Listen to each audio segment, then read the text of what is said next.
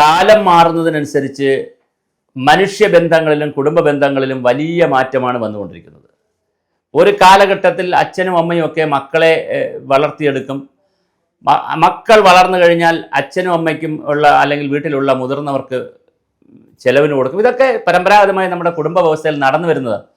പക്ഷേ ഇതിലൊക്കെ ചില പോറലുകളും ചില വിള്ളലുകളും വീണ് തുടങ്ങിയിട്ടുണ്ട്.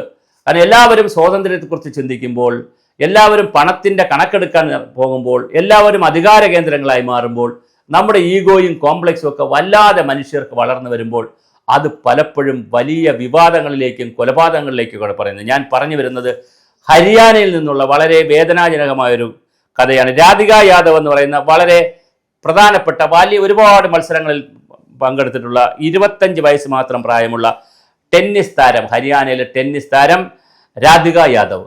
ആ പെൺകുട്ടിയുടെ പിതാവ് ദീപക് യാദവ് എൻ്റെ ശിക്ഷണത്തിലൊക്കെ വളർന്നു. ആ പെൺകുട്ടി ഇപ്പോൾ മരിച്ചുപോയി, കൊലപാതകത്തിൽ മരിച്ചുപോയി. അവർ ഒരു ടെന്നീസ് ക്ലബ്ബൊക്കെ അവിടെ നടത്തി, കുട്ടികളെ ടെന്നീസ് പഠിപ്പിക്കാനുള്ള കാര്യങ്ങളൊക്കെ ആയി, നല്ല വരുമാനമൊക്കെ ആയി. അപ്പോൾ മോൾ ഈ പ്രായത്തിൽ ടെന്നീസ് ക്ലബ്ബ് ഒന്നും നടത്തണ്ട എന്നുള്ള നിലയിൽ അച്ഛൻ്റെ ദീപക് യാദവിൻ്റെ പ്രസ്താവന വരുന്നു. അദ്ദേഹം സമ്മതിക്കുന്നില്ല. അതിനെ പ്രതിഷേധിച്ചുകൊണ്ട് മോള് ജോലി ചെയ്യുന്നു. മോള് ഇതുകൊണ്ട് അതിന് നല്ല വരുമാനം കിട്ടുന്നു. ഇതിൽ കുറേ പണം അച്ഛന് കൊടുക്കുന്നു. അച്ഛൻ ആഡംബരത്തോടുകൂടി ജീവിക്കുന്നു. ഇവിടെ പ്രതി അച്ഛനോ മോളോ അല്ല. ഇത് തുടങ്ങിയ മോളോ അല്ലെങ്കിൽ ഇതിൽ പൈസ വാങ്ങുന്ന അച്ഛനോ അല്ല പ്രതി. ഇത് കണ്ടു നിന്ന ബന്ധുമിത്രാദികൾ അവർക്ക് സഹിച്ചില്ല. അവർ കുത്തിത്തിരിപ്പുണ്ടാക്കി. അവർ പറഞ്ഞു, നീ വലിയ ഞെളിക്കൊന്നും വേണ്ട യാദവേ, നീ നിന്റെ മകൾ രാധിക യാദവിൽ നിന്ന് കിട്ടുന്ന പൈസ വെച്ചല്ലേ ഞെളിക്കുന്നത്, നീ അധ്വാനിച്ചതിലല്ലോ എന്നൊക്കെ പറഞ്ഞ് കുത്തിവയ്ക്കുകയും രക്തം കുത്തിവയ്ക്കുകയും ഒരുപാട് കളിയാക്കുകയൊക്കെ ചെയ്ത് 2 ആഴ്ചയായി വിഷാദ രോഗത്തിലേക്ക് പോയി. മാനസിക നില തന്നെ തെറ്റി അദ്ദേഹം മകളെ വെടിവെച്ചു കൊന്നു. എവിടെയാണ് നമ്മുടെ ലോകം പോയിക്കൊണ്ടിരിക്കുന്നത്? വളരെ വലിയ സാമൂഹ്യ ബന്ധങ്ങളിലും കുടുംബ ബന്ധങ്ങളിലും വല്ലാത്ത രീതിയിലാണ്, വലിയ തോതിലാണ് വിള്ളലുകൾ വന്നുകൊണ്ടിരിക്കുന്നത്. ഞാൻ ഈ പറഞ്ഞ പോലെ പെൺകുട്ടി വളരുന്നു, അവർക്ക് നല്ല കഴിവുള്ള കുട്ടിയാണ്. അപ്പോൾ സ്വാഭാവികമായിട്ട് ടെന്നീസിലൊക്കെ നല്ല മത്സരത്തിലൊക്കെ പങ്കെടുത്ത ആളാണ്. അപ്പോൾ അവർക്കൊരു ടെന്നീസ് ക്ലബ്ബ് തുടങ്ങണം തോന്നുന്നു. അപ്പോൾ അച്ഛൻ കൂടി അതിനകത്ത് പങ്കെടുക്കുകയല്ലേ വേണ്ടത്? ഞാനും കൂടെ നടത്താതെ മാനേജറായിട്ടോ അല്ലെങ്കിൽ എൻ്റെ നടത്തിപ്പുകാരനായിട്ടോ അച്ഛൻ കൂടി പങ്കെടുക്കുകയാണ് വേണ്ടത്. ഇത് അച്ഛൻ എതിർക്കുന്നു. എന്നിട്ട് മകൾ നടത്തുന്നു. എന്നിട്ട് മകൾ അച്ഛന് പൈസ കൊടുക്കുന്നു, രൂപ കൊടുക്കുന്നു, അത് അച്ഛൻ മേടിക്കുന്നു. ഇത് നാട്ടുകാർക്ക് ഇത് ഇഷ്ടമല്ലാതെ വരുന്നു. ബന്ധുമിത്രാദികൾ കളിയാക്കാൻ തുടങ്ങി. അങ്ങനെ അച്ഛൻ പോക്കെടുക്കുന്നു, മകളെ വെടിവെക്കുന്നു. എന്തൊരു ലോകത്താണ് നമ്മൾ താമസിക്കുന്നത്! എല്ലാവരും, അച്ഛന്മാരും അമ്മമാരും മക്കളും എല്ലാവരും മനസ്സിലാക്കേണ്ടത് ഇതൊരു ചാക്രിക വ്യവസ്ഥയാണ്. കുടുംബം എന്നൊക്കെ പറയുന്നത് കൂടുമ്പോൾ ഇമ്പം വരുന്നതാണ് കുടുംബം. അതൊരു സന്തോഷം വരുന്ന സ്ഥലമാണ്, ആനന്ദം വരുന്നതാണ്. ആദ്യം കുഞ്ഞുങ്ങളെ അച്ഛനും അമ്മയ്ക്ക് വളർത്തേണ്ടി വരും. അങ്ങനെ വളർത്തിക്കൊണ്ടേ കുഞ്ഞുങ്ങൾക്ക് വളരാൻ കഴിയുകയുള്ളൂ. അല്ലാതെ 2, 3, 4 വയസ്സ് വരെയൊന്നും കുഞ്ഞുങ്ങൾക്ക് എണീറ്റ് നടക്കാൻ പോലും കഴിയില്ലല്ലോ.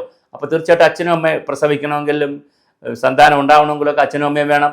അത് കഴിഞ്ഞ് നടക്കാനും വളരാനും ഓടാനും ഒക്കെ പഠിക്കുന്നത് വരെ അത് 2 കാലിൽ നടക്കണമല്ലോ. അതുവരെ എന്തായാലും എത്ര സ്വത്തുണ്ടെങ്കിലും അച്ഛൻ്റെ അമ്മയുടെയോ മറ്റൊരാളിൻ്റെയോ സഹായം ആവശ്യമുണ്ട്. പിന്നെ മുലയൂട്ടലിൻ്റെ വിഷയം ഒരുപാട് കാര്യങ്ങളുണ്ട്. ഇതെല്ലാം ചെയ്ത് വളർത്തിയെടുക്കുന്ന മക്കൾ വളർന്നു കഴിയുമ്പോൾ അച്ഛനും മക്കളും ഒക്കെ ആയിട്ടുള്ള തെറ്റലുകൾ വരുന്നത് വളരെ വേദനാജനകമാണ്. സാധാരണ നമ്മൾ ദുരഭിമാന കൊലകൾ ഒരുപാട് കേട്ടിട്ടുണ്ട്. അത് പ്രണയവുമായി ബന്ധപ്പെടുത്തിയിട്ടാണ്. ഇവിടെ വളരെ വ്യത്യസ്തമായൊരു ദുരഭിമാന കൊല കാണുന്നു. അതുകൊണ്ടാണിത് നമ്മൾ ചർച്ചയ്ക്ക് വെക്കുന്നത്. ഇവിടെ മകളുടെ അധ്വാനം, മകളുടെ പൈസ വാങ്ങേണ്ടി വരുന്നു എന്നുള്ളത് അച്ഛനെ ക്ഷീണിപ്പിക്കുന്നു. പക്ഷെ അങ്ങനെ കരുതേണ്ട കാര്യമില്ല. കാരണം കുഞ്ഞുനാളിൽ നമ്മൾ മക്കളിൽ നിക്ഷേപിക്കും. മക്കൾ വളരുമ്പോൾ അവർ നമുക്ക് അവരുടെ നിക്ഷേപമൊക്കെ എടുത്ത് തരും എന്ന് വിചാരിച്ചുകൊണ്ട് മാത്രം മതി മാതാപിതാക്കൾ. അല്ലാതെ ഒരു ഈഗോയുടെയും കോംപ്ലക്സിൻ്റെയും വിഷയമില്ല. ഇവിടെ നമുക്ക് നഷ്ടപ്പെടുന്നത് ജീവനുകളെയാണ്. ഇനി ഇത്രയും മിടുക്കിയായ ഒരു രാധിക യാദവിനെ 25 വയസ്സിൽ തന്നെ ടെന്നീസ് ക്ലബ്ബൊക്കെ നടത്തി ഇന്ത്യ അറിയപ്പെടുന്ന വലിയൊരു ടെന്നീസ് താരമായി വന്നത് ആ പെൺകുട്ടിയെ ഇനി സൃഷ്ടിച്ചെടുക്കാൻ പറ്റുമോ? അതുകൊണ്ട് എല്ലാവരും വളരെ പക്വതയോടുകൂടി തീരുമാനിക്കുക.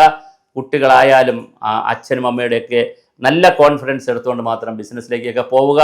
അങ്ങനെ ഏതെങ്കിലും സാഹചര്യത്തിൽ കുട്ടികൾ പോയാൽ, അത് എടുത്താലും അനുവാദം എടുത്താലും ഇല്ലെങ്കിലും പോയാൽ അതിനെ അഡ്ജസ്റ്റ് ചെയ്യാൻ മാതാപിതാക്കളും പഠിക്കുക.